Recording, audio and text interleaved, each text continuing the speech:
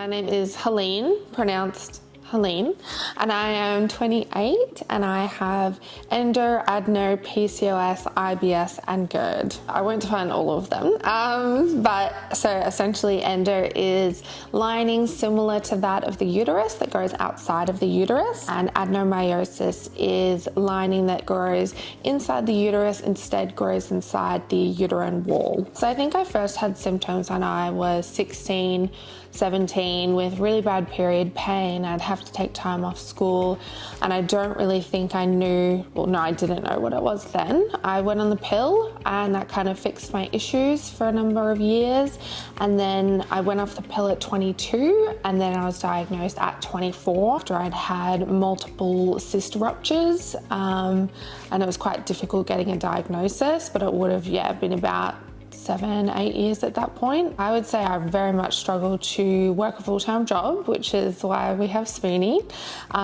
It costs a hell of a lot of money being chronically ill, so it's incredibly expensive, as well as trying to run a business. I've just bought a house and that's also all very expensive. I would also just say mentally very much all of the challenges that come with being chronically ill. So freezing my eggs, all of my surgeries, all of my ketamine infusions, losing my left ovary, my fallopian tubes, they're all really hard things to kind of wrap your head around whilst also being chronically ill. So I would just say the challenges that they bring really affect me mentally a lot. I'm a big TikTok fiend, so I love just kind of laying in bed on TikTok trying to distract myself from the pain. So I do see a PT once a week, and I find trying to move my body helps a fair bit. My dog and my boyfriend, they're probably the best ones. Honestly, it's really hard. So I don't think there's any one specific thing that I do to cheer me up, but yeah, just having the right support network, I think, is the most important thing. I do love paint by numbers, and I do love arts and crafts. I do love them a lot. When I had more time, I used to sew my own clothes as well. I don't really have the energy or the motivation anymore, but I used to. Yeah, I may not do things that are super productive for my day or for work, but I think doing those little things, just like the arts and crafts things, help me more mentally to recharge my spoon. That if you think something is wrong, to follow that gut intuition, because there's been quite a few times where I've been told by doctors, you know, nothing's wrong, or no, you don't have this. And me knowing that something is wrong and advocating for myself and maybe getting a second opinion has really been, I think, the best thing for me, and just following that gut intuition. I do. I would say the neck is 1000% my favorite. Bit controversial with the wraparound, but the neck is my favorite one. I just love it because normally when I'm in pain, I'm not walking around doing things. That's just not who I am. So I like to lay on the couch and just kind of have it around here, and I find that it's really good because it wraps around a fair amount.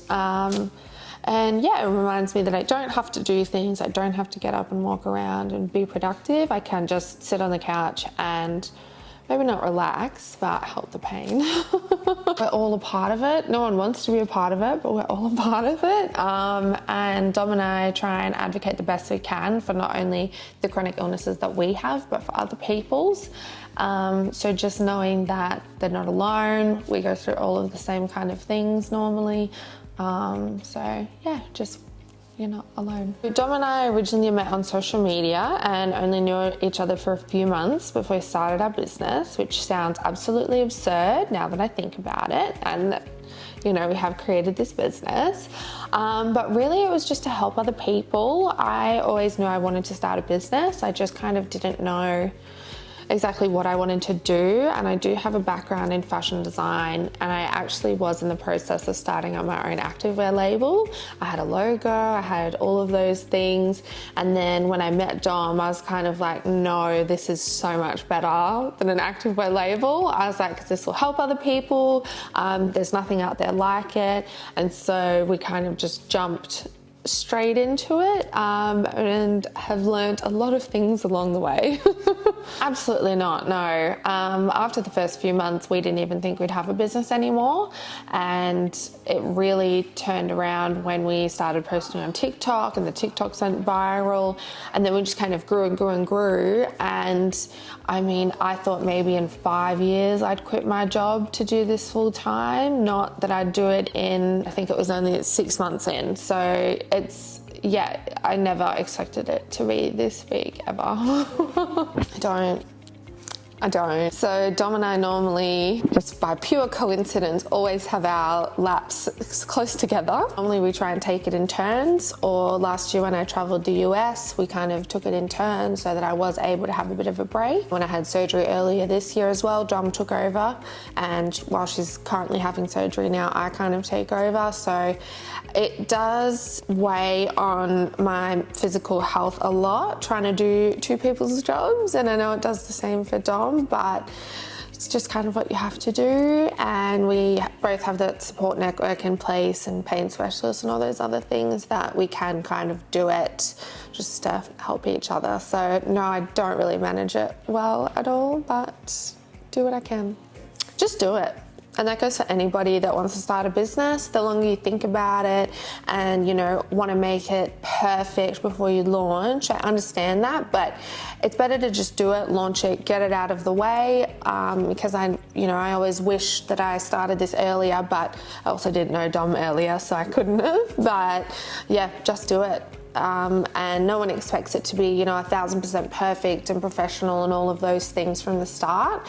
And yeah, so just do it.